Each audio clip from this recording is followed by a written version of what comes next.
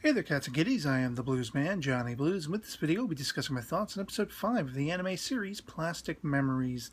And at the tail end of my review for the last episode, I was basically saying that I'd be really disappointed if, things sort of went awry with this poor boy Sota and his, sister, the Giftia Marcia. If, it didn't have sort of a happy ending. And I gotta say, after seeing this episode, I kind of had a 180-degree turn in the opposite direction, so to speak, as far as how this episode left me feeling. I mean, it was absolutely compelling and had me on the edge of my seat, and it almost felt like a completely different show. Shades of almost like a lighter Ghost in the Shell or Psycho-Pass framework with them going after her and worrying that she's becoming a wanderer, which ends up being the case. The Black Marketeer apparently accosted her in the shopping center while she was shopping after getting that information from the boy Sota, and just havoc ensued with them really trying to race against time to find her, hoping that they could find her before she had this sort of transformation to the dark side, so to speak. But when they find the black market guy, and he's got his face smashed in, presumably by her, it's for the worse. And we also have some pretty heavy, revelations to do with Mishiru and her father, learning that her father had become a wanderer himself. And we're kind of getting, that exposed to us to give us an idea of what is potentially going to happen with Marcia in this episode. And it's captivating and it's heartbreaking at the same time, basically to see Mishiru in this position where she has to see her father basically shot down because he's just, his brain, sort of the, CPU of his Giftia soul persona, whatever you want to call it, is in, complete breakdown. And it's intriguing how it is a sort of systematic and systemic breakdown, but at the same time, it takes down the safeguards so a Giftia can suddenly have free reign to just go psychotic with almost superhuman abilities. Not even almost, I mean completely superhuman abilities, as we see with the father, throwing people left and right before he gets shot down effectively. The ties with Kazuki and how this relates to Ida. I don't know if they were still partnered up at that time or not. But we definitely get an emphasis that, this was part of the breakdown of their relationship, whatever you want to call it, their partnership working. And I don't know if that's because Ida wasn't there or she was held up, or if she, as I say, if she was even working as, Kazuki's partner at the time remains to be seen. But this seemed to have been a contributory factor in seeing them split. And even Kazuki's own reservations as far as having Ida be out in the field. I mean, she's being questioned. If she's fearful of having Ida out in the field, having to deal with a potential wanderer, and, Kazuki's very protective of Ida, her physicality, and I guess, the chance of her breaking down, even at this early stage, even knowing she has so many days left, 80 some odd days left to her own stretch of time, her own sort of finality and finite existence. But, I mean, it's just tragic.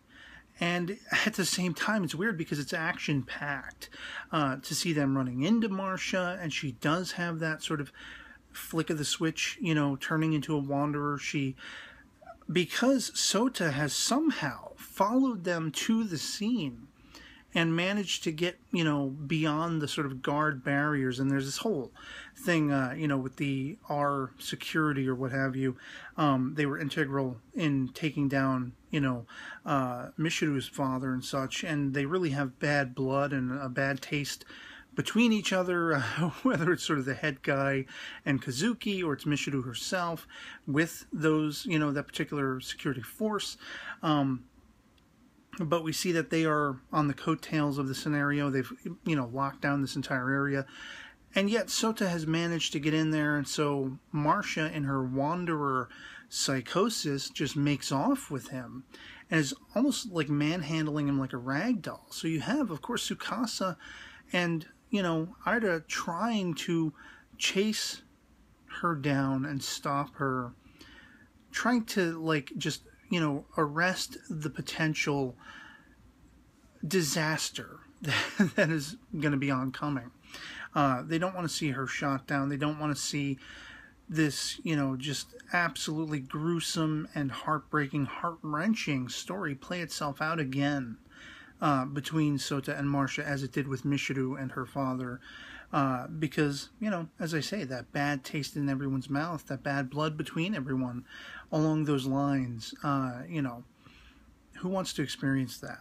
And if you can avoid that, of course, you go to the nth degree, and that's what they do. And there's this rooftop encounter toward the end of the episode that just, once again, it's a cliffhanger, but I mean, you have Tsukasa really stepping up to the plate to do what's necessary. He pulls the trigger of the device that is said to, while it looks like it's firing a projectile, it's actually sort of a, system virus, something to counteract the Giftia's processes and shut it down from internally, and he fires the weapon, but it's at the exact same moment that Ida has her sort of double-sided, blade-looking weapon, and she's lunging toward Marcia, who has Sota suspended in the air.